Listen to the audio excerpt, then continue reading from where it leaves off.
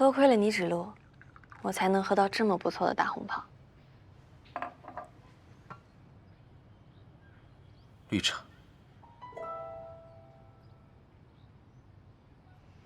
你说谁是绿茶？这是龙井，龙井是绿茶。是吗？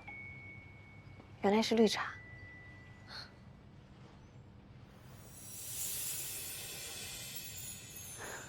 聪明的女生。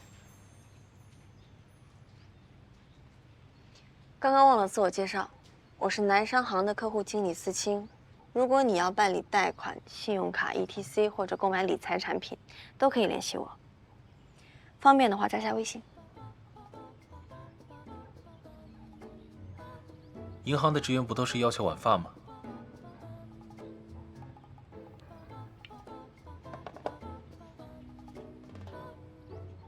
那就请敬业一点。